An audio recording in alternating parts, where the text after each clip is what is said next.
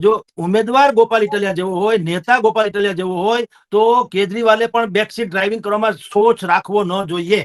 કોંગ્રેસ એમાં છે. અને હું તું ને રતનિયો, કોઈ માણસ બકરું કાઢીને ઊંટિયું પેસવા ન દે. કોંગ્રેસ જેવો શત્રુ હોય તો મિત્રોની જરૂર જ નથી ભારતીય જનતા પાર્ટીને. એટલે આવો સારો શત્રુ ગુમાવે જ નહીં. આ આમ આદમી પાર્ટી જે છે એનાથી તો લાલ લુગડું જોઈને ગોધો ભડકે એમ ભાજપ વાળા ભડકે છે. પણ હિસાબે ગોપાલ ઇટલિયા જીતી બતાવ્યું.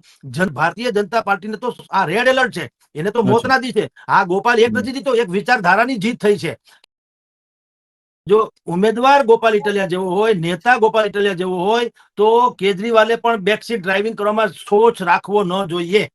કોંગ્રેસે એ સમજવું જોઈએ એની પાસે ખરેખર નેતાઓ તો છે, યુવાઓ છે, યુવા નેતા, તેજો તર્રાર નેતાઓ છે, બિલકુલ સામાજિક પ્રશ્નોને આગળ લઈને લડનારા લોકો છે. પણ એ બધા હાસ્યામાં છે. અને હું તું ને રતનિયો, એ જ બધા એકબીજા જે છે એ આમને ફેરફદુડી ફર્યા કરે છે. એટલે કોંગ્રેસનું ધબોડમાં થઈ ગયું છે. કોઈ માણસ બકરું કાઢીને ઊંટિયું પેસવા ન દે. કોંગ્રેસ જેવો શત્રુ હોય તો મિત્રોની જરૂર જ નથી ભારતીય જનતા પાર્ટીને. એટલે આવો સારો શત્રુ ગુમાવે જ નહીં. અને આ આમ આદમી પાર્ટી જે છે એનાથી તો લાલ લુગડું જોઈને ગોધો ભડકે એમ ભાજપ વાળા ભડકે છે. તમે ડિબેટમાં પડજો, આમ આદમીના લોકો આવતા હોય ડિબેટમાં, ભાજપ વાળા નથી આવતા. કારણ કે ઓલા તર્કબદ્ધ વાતો કરે, આઈડિયોલોજીકલી નહીં, તર્કબદ્ધ વાતો કરે. હિન્દુ મુસ્લિમ નહીં, ધાર્મિક નહીં, બીજી બધી વાતો નહીં, ઉશ્કેરણીજનક વાતો નહીં, કોમવાદ નહીં, ફળ કુછ નહીં. બિલકુલ તાર્કિક વાત કરે, ડેટા કલેક્શન સાથે. એટલે આ લોકોને એવું નથી કે કોંગ્રેસને આપણે પાડી દઈએ ને ભલે આમ આદમી જીતતું. આ તો બકરું કાઢતા ઊંટિયું પેટવા જવું છે એવું છે નહીં. પણ આ તો કોઈ પણ હિસાબે ગોપાલ ઇટલિયા જીતી બતાવ્યું.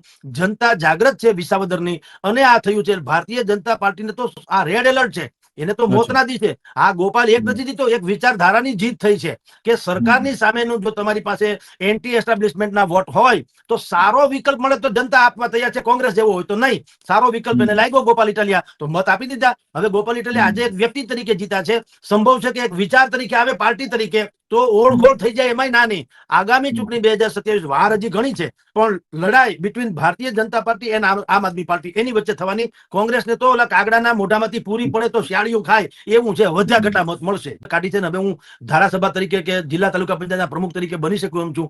એ છે એ હવે વંડી ઉપર બેઠા છે. 2027 સુધી દૂર છે.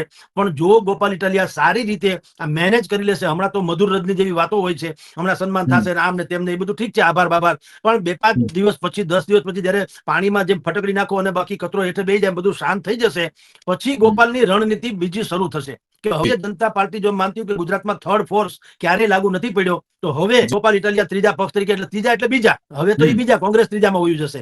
એટલે એ પાછા આગળ આવશે અને એને આવા બધા તૈયાર લોકોનો સાથ સહકાર મળી શકે, કોંગ્રેસ ભાજપના સક્ષમ નેતાઓનો. એટલે શક્તિસિંહ બાપુના જવાથી અડધું કોંગ્રેસ અમસ્તુ જે સત્યાનાશ થયું હતું ઓર થશે. એનું રિસફલિંગ કઈ થવાની સંભાવના જાગતી નથી. ભારતીય જનતા પાર્ટી માટે બહુ મોટો પડકાર ઉભો થાય છે. એને એ શીખવાનું કે 250 ગ્રામ ભજીયામાં 5 વર્ષને પટ્ટે કોઈને લખી ન દેવાય. તાવા પાર્ટીમાં 5 વર્ષના પટ્ટે કોઈને ધારાસભ્ય બનાવી ન દેવાય. નાત જાતના નામે જે લોકો ધારાસભ્ય કે સંસદ સભ્ય બની જાય છે, એ વિસાવદર કે છે સોરી.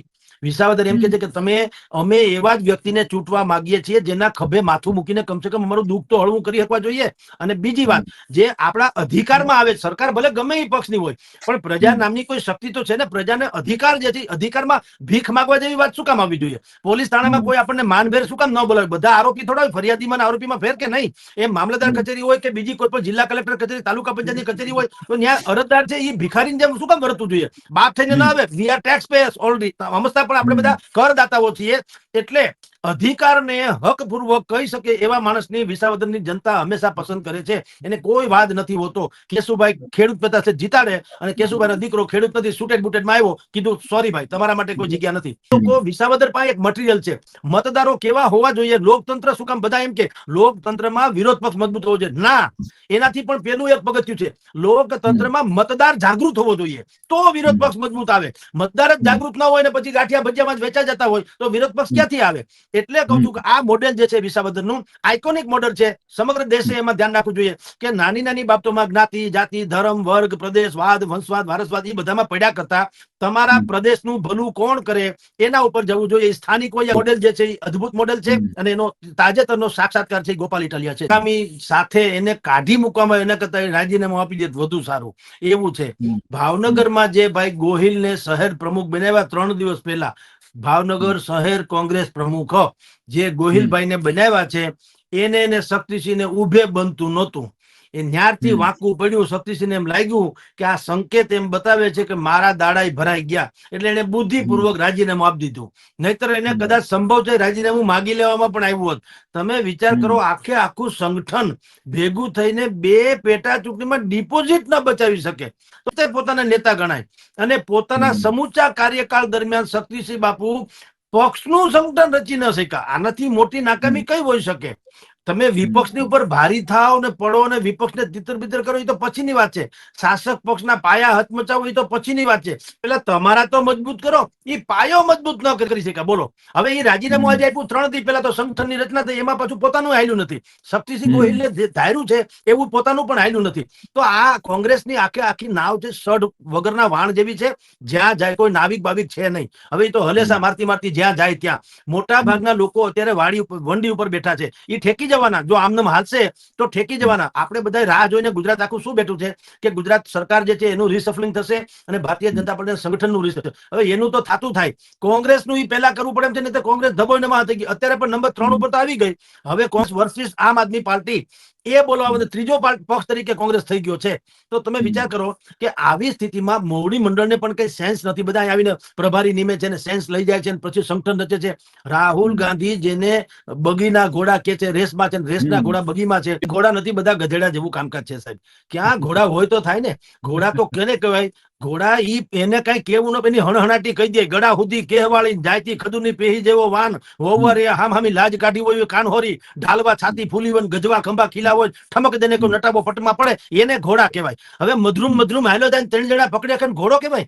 હવે આ લોકોએ તો બધે સત્યાનાશ વાળ્યો છે. શક્તિસિંહ બાપુ મહેતાજી મારે નહીં, મહેતાજી ભણાવે નહીં, એવી તો એની શાલીન ભાષા રહી છે. ભાષાનું ઉત્તમ હોવું એ સારી વાત છે, પણ જયારે જે કોઈ પોલીસ વાળા જે છે એ ધોતિયું ને જબ્બો પહેરીને તમને ને મને તુલસીની માળા હાથમાં રાખીને એમ કે ભાઈ સાહેબ આ શરાબ તમાકુ ધૂમ્રપાન એ તો બધું હાનિકારક તબિયતને છે, મહેરબાની કરીને મૂકી દો. કોઈ માને પોલીસનું? એ ભાઠા મારે તો જ માને, સમજી લ્યો. જે બાપુએ જે કરવું જોઈએ એ સહન શક્તિસિંહ બાપુ થઈને રહ્યા. આખો જેટલો સમય રહ્યા શક્તિસિંહ ની સહન શક્તિસિંહ, એટલે એમાં બધું બાજુ પર પણ છે. એટલે હવે તો ઉલટાના ઓશિયાળા વધુ થશે. ગોપાલ ઇટાલિયા જેવું જે સામે લડાયક વ્યક્તિત્વ આવ્યું છે એને કાબુમાં રાખવા હોય તો જયેશ રાદડિયા વગર છૂટકો નથી. ભલે એ ઓવરટેક ન થઈ શકે પણ કમસે કમ થોડોક પ્રભાવ તો પાડી શકે એક કાસ્ટિઝમને કારણે પણ. એટલે જયેશ રાદડિયા ભરાઈ પડ્યા એમાં ના નહીં, એને હાર ખમ્મી પડી એમાં ના નહીં. કિરીટભાઈ નથી હાર્યા, આમાં જયેશભાઈ પટેલ હાર્યા છે, રાદડિયા હાર્યા છે. દેડકો ગમે તેટલું પેટ ફૂલાવે એ આખલો ન થઈ જાય. કોંગ્રેસ ગમે તે કરે, કોંગ્રેસે આપઘાત કરવાનું નક્કી કરી લીધું છે અને ગમે એમ થાય બીજાને પ્રાણ હોમી દેવા, પણ અમારે નથી જીવવું. શક્તિસિંહ બાપુએ રાજીનામું આપી દીધું, એમાંય પક્ષનું ઓછું હિત છે, પોતાનું વધુ છે. એ નાકા ભારતીય જનતા પાર્ટી એમ માનતી હતી કે અમે બહુ પક્ષ પ્રમુખ એટલે કે અમારી પાસે પેજ પ્રમુખ છે, અમારી પાસે બુથ પ્રમુખ છે, અમારે લેવા પાટીદારો 1.5 લાખ છે, 1,30,000 તો જયેશભાઈ રાદડિયાને મૂકી દો. અગર કોળી છે તો કુંવરજીભાઈ બાવળિયાને મૂકી દો, હીરાભાઈ સોલંકીને મૂકી દો. બાકી ઈતર કોમ જે છે તો ઈતર કોમ માટે ચાલો આપણે જગદીશ પંચાલને મૂકી દો.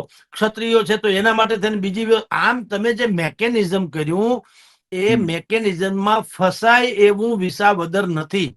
વિસાવદર જે છે એક આઇકોનિક તમને કહું એ મતક્ષેત્ર છે કે તમે ડિલિવરી શું કરો, પરફોર્મન્સ ही पैमाना होगा. જયેશભાઈ પણ ભરાઈ પડ્યા. સાચું કહું તો ભારતીય જનતા પાર્ટી પણ ભરાઈ પડી. કિરીટભાઈ ની સામે આક્ષેપો હતા, એનાથી વાકેફ હતા, પણ આટલા કોન્ક્રીટ આક્ષેપો છે ને આટલી હદે દાગદાર છે એ તો મારા ખ્યાલથી લોકો પણ ત્યાં ગયા પછી ખબર પડી હોય એવું બન્યું છે. મેં મારા જે સૂત્રો પાસેથી જાણ્યું, જયેશભાઈએ પણ કિરીટભાઈને મોઢામોઢ કીધું તમે આટલા ભયંકર દાગદાર હતા એની જો મને ખબર હોત તો હું જવાબદારી લેત નહીં. રત્નાકરજી, હર્ષ સંઘવી અને સીએમ ભૂપેન્દ્રભાઈ એની હાજરીમાં એક વાત એવી કહેવામાં આવી હતી રત્નાકરજી દ્વારા, સાચું ખોટું રામ જાણે પણ એને સાંભળનારી વ્યક્તિ હોય એવાના કહેવાનું છે કે એને કિરીટભાઈને કીધું હતું કે તુમ તો ડૂબેગે સનમ હમે ભી લે ડૂબેંગે. તમે સમજો, કારણ કે ભરાઈ પડ્યા. હવે જયેશભાઈ નું તમે કહો છો અહીંયા હારી ગયા એટલે એને થોડુંક સ્તર નીચું ગયું, એમાં ના નહીં, પણ હવે બીજું શું થયું છે કહું.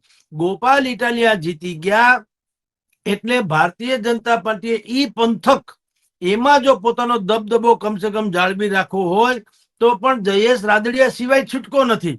કારણ કે એના ફાધરની વિરાસત જે છે સહકારી ક્ષેત્રથી માંડીને શિક્ષણ ક્ષેત્ર સુધીમાં વિઠ્ઠલભાઈ રાદડિયાએ જે રીતે આખું મેકેનિઝમ ઊભું કર્યું છે એના કારણે જયેશ રાદડિયાનો દબદબો લેવા પાટીદારો ઉપર પણ છે અને અમુક સમાજ